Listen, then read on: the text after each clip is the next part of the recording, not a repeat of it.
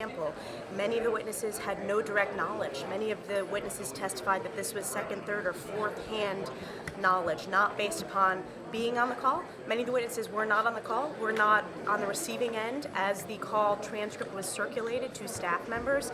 So that's the problem, Brian, when you have cherry-picked portions of testimony and summaries of testimony pushed out to the media rather than full transcripts. I'm glad the transcripts are finally out. They should have been out a long time ago. I think they should have been released in order of, Volker testified first. That should have been the first transcript out. But I just think it was cherry picking. And some of the questions, particularly from people like Lee Zeldin and others about the lack of direct knowledge, that was not encapsulated in the media story. So I stand by my statement that I think the analysis was very much one-sided. And I think having these open hearings with many of the witnesses coming back to testify, really important. It's too late, but glad we're finally having opening hearings. They're going to have to testify that they don't have direct knowledge. But some of them do. I mean, Ambassador Sondland has come back and revised his testimony, and he said, "Look, I was the one who delivered the message. I told the Ukrainians there's a quid pro quo here." He did not say that. Those are your quotes, not Gordon Sondland's. What he said was, if you don't do this, if you don't provide this deliverable, you are not quoting. I've read the 3 pages. You're not quoting Gordon Sondland's quote. Okay, so what do you think he said? So it's very clear in 300 pages of testimony, Gordon Sondland testified in over 150 instances he doesn't know or wasn't aware or is unclear on when questions were asked of him.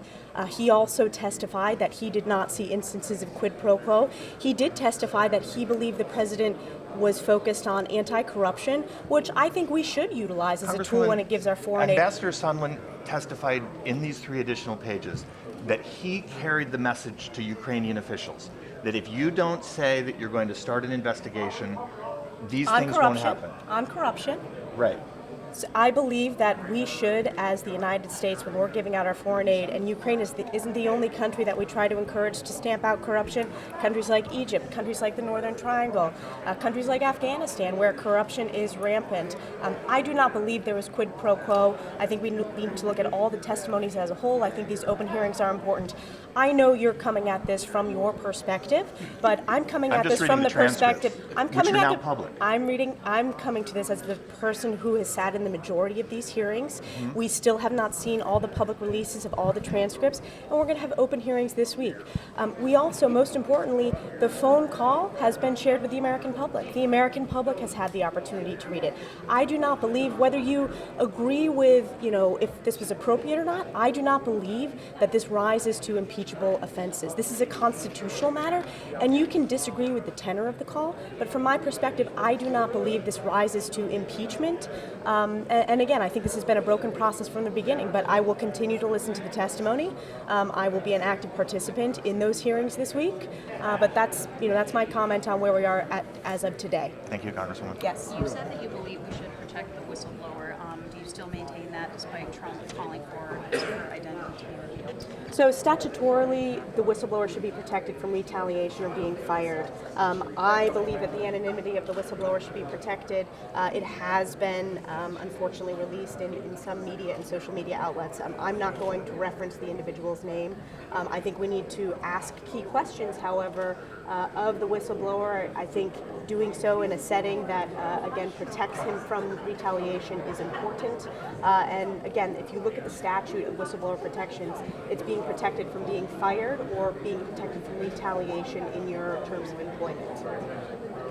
Congresswoman, could I ask you about House Resolution 2816, your bill from back in May for hepatitis C for veterans? What's the status of that bill now? So the status is I testified about that bill. That was based upon actually a constituent from Keysville who has been diagnosed with hepatitis C, a Vietnam War era veteran, and I'm hopeful that because there was bipartisan support from the members on the Veterans Affairs Committee, that it's included in a veterans larger legislative package that we get done before the end of the year. So I'm actually very hopeful that we can get that done. And how key was Danny Kafitz in getting that done? Critical. Most of my best ideas all of my best ideas coming directly from constituents and their own personal experiences. So it's very powerful when you're able to hear from someone directly about how policies impact them and how it would improve their lives. So I want to thank Danny for his leadership on that issue of bringing it to my attention. The work he's done on that issue, has that been inspirational to you? Absolutely, it's been inspirational, and it was inspirational walking into this room to see this crowded room filled with veterans. When we put out the word, we weren't really sure how many would come to this event, but it's a real testament to the legacy of military service in this district. And is asking for chairmanship to testify the right or even best use of your Republicans' time to call as the first witness? We can call whatever witnesses we want. Unfortunately, we don't have unilateral authority to call witnesses.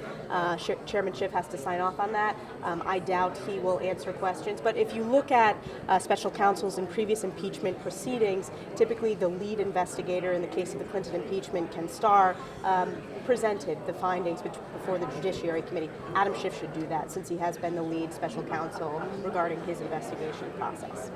And Just a couple more. We want to get the event going. okay, well, shifting gears a little bit, when I asked you about the LGBTQ plus cases before the Supreme Court back in the law, you mentioned that you support non-discrimination based on sexual orientation. What about gender identity? Yes, I have a clear record. I voted for the Equality Act, which is the legislative protections from any discrimination based upon sexual orientation or gender identity. I have a clear record on that.